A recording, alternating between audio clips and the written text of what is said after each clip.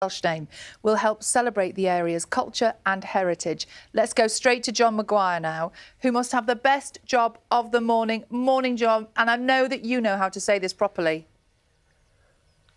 Yeah, the trick is, John, you've got to channel your inner Michael Sheen. So it's Bannau Brycheiniog. That's what I said. Sorry, did you miss that? Bannau Brycheiniog. That's the way to go. Okay. I think that's right. Yes. Yeah. So we'll hear from Michael Sheen in just a second, and he will give it that fantastic Port Talbot accent that has served him and so many previous famous Welsh actors so well. Anyway, I digress. Here we are on what once was, as you say, the Brecon Beacons. Look, it's not looking its best today. I can even see mist between me and the camera lens, but you just get a sense that it's a special place, and it really is a wonderful and very important place. We'll show you later on, but you can see where the brackens died down now. Trees at the back, that's going to be a major part of the new plan for the national park. And also you can see bales as well in the distance, which tells you this is a very important agricultural landscape. National Park visited by 4 million people a year who love coming here to enjoy the best that the natural world can offer. And the best thing to do when you come here is to totally immerse yourself in it. I'm taking the plunge, jumping into a river in the Brecon Beacons National Park, but emerging into what's now called Bannau Brycheiniog, named after the king who ruled over this land in the 5th century. And no one says it better than Michael Sheen in this promotional film. A new kind of national park. Not the Brecon Beacons National Park, though. Not anymore. No, this place has a new name now, or rather, an old one. Bannau Brycheiniog, an old name for a new way to be. A name from our past to take us into our future. Beautiful, isn't it? Yes, Michael, it really is. Even on this gorge walk in between the jumping and the swimming, the instructors believe it's important to remind you what this area means, not just today, but also in the past. The miners who used to work at the silica mine used to traverse the rocks going all the way along. You can see the gate, and it came all the way along, and they walked off towards the mine every morning. You can talk about flora and fauna. The site itself's a SSI site. We've got to protect it to ensure that children can see it in years and years and years to come. Tourism is so important here, and the locals are keen to share their home with visitors. It's just a beautiful place. This isn't your normal job. So when you take them out and you can bring them in and you see them in the car park and they've got that sort of that self-achievement, that little pat on the back. And to me, that's the greatest thing that I get from people. I think it's amazing. Along with the name change to promote the Welsh language, the National Park has produced an ambitious action plan, planting 1 million trees, restoring peatland that can capture carbon, and re-establishing threatened animal species. The key word you keep hearing is balance. We're a park where communities live and visitors come.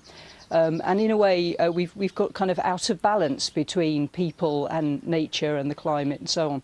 So at the heart of our plan is a wish to pull all that back into balance, to get to a situation where we can have thriving communities, thriving places, but where we live within the natural resources that are available.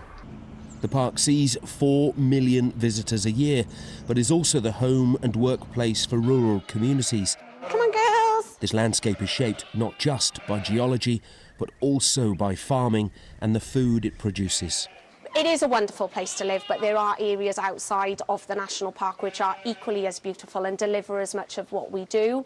So I think we do need to be careful that the national park is on a pedestal, but at the same time we have to have the ability to run businesses, to be profitable and to continue in these wonderful, vibrant communities, delivering on Welsh language, the culture and the social aspect of what we have. Its beauty is beyond doubt, but for Bannau Brycheiniog to thrive, that beauty needs to be more than skin deep. Not just a chocolate box landscape, but a place where people and the natural world can work, rest and play in harmony, side by side, and byth forevermore. That's one way to wake up in the morning. I can tell you, sitting in that waterfall, absolutely freezing but fantastically invigorating. Helen, good morning. Helen Lecoe from the National Park. It's generated a lot of publicity, hasn't it, changing the name, which is probably one of the ideas of doing it. But tell us why ultimately you've decided to go for this name and an old Welsh name. So the plan that we're launching today, it used to be called Future Beacons. We thought that was a perfect name to encapsulate everything that we were trying to achieve in that plan, which has addressed the really big challenges the area has faced.